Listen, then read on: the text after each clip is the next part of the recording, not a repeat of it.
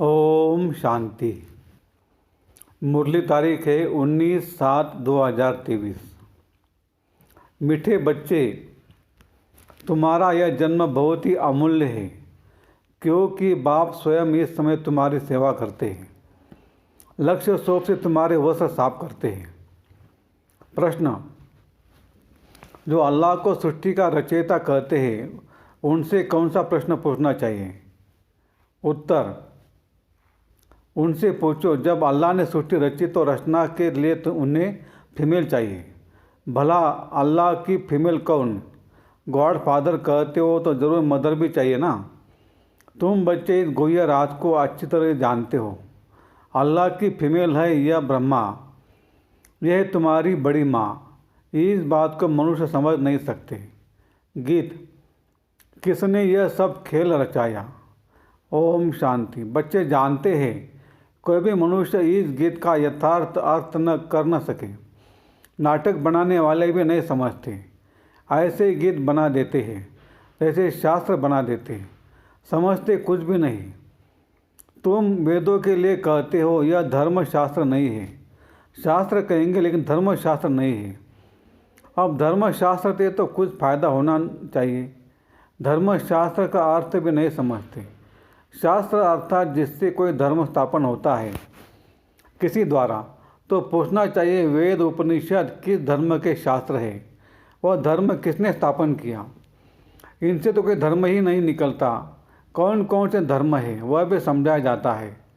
जैसे झाड़ में मुख्य थूर, फिर बड़ी डाल, फिर छोटी छोटी टालियाँ निकलती है, तो बच्चों को समझाया जाता है यह तो धर्म शास्त्र है। सर्व शास्त्र में शिरोमणि गीता वह है थूर, उनके बाद बाकी सब ठहरे रचना। यह इस्लामी, बौद्धि, क्रिश्चियन आदि सब कल्पवृक्ष के टाल है। गीता में भी लिखा हुआ है मनुष्य सृष्टि का झाड़ है, तो यह झाड़ का राज बुद्धि में अभी बैठा है। इसका मुख्य थूर है आदि सनातन देवी देवता धर्म। इस झाड़ की भेंट बड़ के झाड़ से की जाती है, वह बहुत बड़ा होता है। झाड़ जब पुराना होता है तो उनका थूर सड़ जाता है, बाकी टालियाँ रहती है। यह भी ऐसे ही है। बच्चे जानते इनका थूर जो देवी धर्म था वह अब है नहीं। परमात्मा 24 अवतार लेते हैं तो वो सर्वव्यापी हो नहीं सकते। जब अवतार लेते हैं तो उनको सर्वव्यापी कैसे कहेंगे? नई बात है ना। कितना बड़ा झाड़ है, थूर है ही नहीं। एक भी मनुष्य नहीं जो कहे हम आदि सनातन देवी धर्म के हैं। सत्यों को लाखों वर्ष पिछाड़ी में ले जाते हैं। कितनी मुश्किलात की बात हो गई। अब सभी मनुष्य दुखी ही दुखी है। सुखी कौन हो सकता है? सन्यासियों की बुद्धि में भी यह भेंट आएंगे नहीं कि यह काग उष्टा समान सुख है और अथाह दुख है। यह उन लोगों को पता नहीं है। अब बाप बतलाते तुमको अथाह सुख में फिर ले जाता हूँ। इस समय अपना पार्ट बजाय सभी कुछ करके छिप जाते हैं। ये वो पार्ट तो सभी बजाते हैं, इस्लामी, बौद्धि आदि सब छिप जाएंगे, ऊपर चले जाएंगे। यह भी कोई नहीं जानते। मनुष्य को ही समझाया जाता है, जानवर को तो नहीं बताएंगे। मनुष्य का जन्म सबसे ऊंचा गाया जाता है। वह कौन सा? कहते भी मनुष्य की तो चमड़ी काम में नहीं आती है।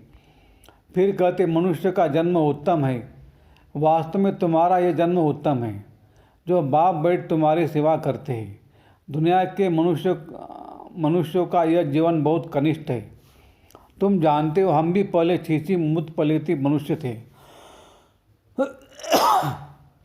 अब बाबा हमारे इस वस्त्र को ज्ञान लक्ष्य शोभ से साफ करते हैं और कहते अब अपने बाप को याद करो।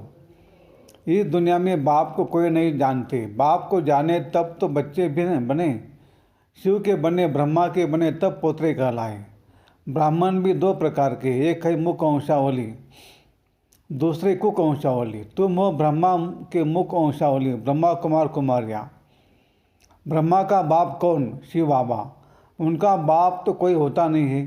तुमको पढ़ाने वाला भी वह है, तुम्हारा गुरु भी वह है। अभी सम्मुख बैठे फिर छिप जाएंगे। पति दुनिया को पावन बनाए, देवी देवता धर्म की स्थापना कर और सबको मुक्ति धाम में ले जाएंगे।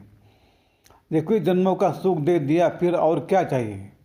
बाबा सदा सुखी तो बनाते हैं, बाकी उस पर पाने के लिए पुरुषार्थ करना पड़े।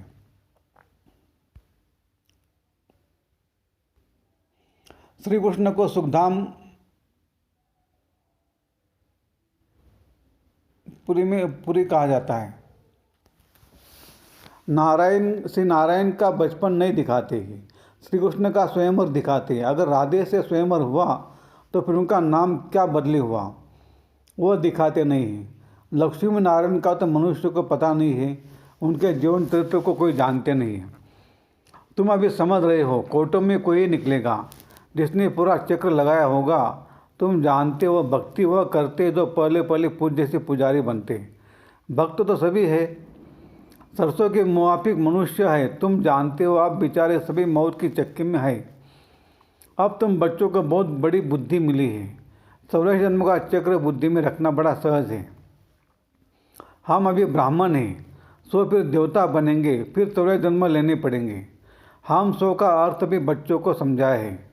हम सो हम यहाँ ही गाते हैं, और धर्मों में यह अक्षर ही नहीं।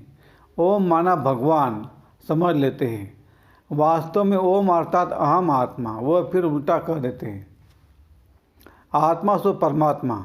अच्छा फिर क्या, हम शरीर तो है नहीं। परमपिता परमात्मा तो ऐसे कह न सके कि हम आत्मा मम शरीर। वो बाप कहते हैं अहम आत्मा तो बराबर है, हमने ये शरीर लोन पर लिया है।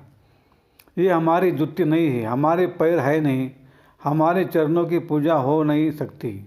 कृष्ण के चरण है तो हमारे तो है नहीं। मैं हुई निराकार, यूँ तो आत्मा भी निराकार है, परंतु वो 14 जन्मों में आती है। मेरा तो शरीर है नहीं, मैं अशरीरी हूँ। तुमको भी कहता हूँ अशरीर बनकर मुझे याद करो। तुम जानते हो बाबा आया हुआ है, उनका क्या पाठ है, पटी सृष्टि को पावन बनाना। निराकार तो जरूर कोई शरीर में आया होगा। मनुष्य को पता न होने के कारण उन्होंने फिर नाम लिख दिया है फर्स्ट प्रिंस श्री कृष्ण का। आप श्री कृष्ण यहाँ कैसे आ सकता है, यह समझकर फिर समझाना है।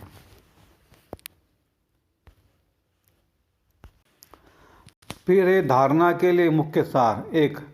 गद्दी नशीन पक्का वारिस बनने के लिए पवित्रता की प्रतिज्ञा कर सगा बच्चा बनना है और संग तोड़ एक संग जोड़ना है। 2. आप समान बनाने की सेवा करनी है। कांटे से कली, कली से फूल बनना और बनाना है। नए झाड़ की कलम लगानी है। वरदान: कर्मों की गुह्य गति के ज्ञाता बन, धर्मराज पुरी की सजाओं से बचने वाले विक्रमाजित भव। सजाओं के अनुभव को ही धर्मराजपुरी कहते हैं, बाकी धर्मराजपुरी कोई अलग स्थान नहीं है। लास्ट में अपने किए हुए पाप जमदूत के डरावने रूप में सामने आते हैं। उस समय पश्चाताप और वैराग्य की घड़ी होती है। छोटे छोटे पाप भी भूत की तरह लगते हैं। पश्चाताप की त्राही त्राही होती है, इसलिए उन सजाओं की फीलिंग से बचने के लिए कर्मों की गुह्य की गति के ज्ञाता बन, सदा श्रेष्ठ कर्म करो और विक्रमाजित बनो। स्लोगन है: जो तन मन धन से बाप पर पूरा बलियार जाते हैं वही गले का हार बनते हैं। जो तन मन धन से बाप पर पूरा बलियार जाते हैं वही गले का हार बन जाते हैं। अच्छा, ओम शांति शांति शांति।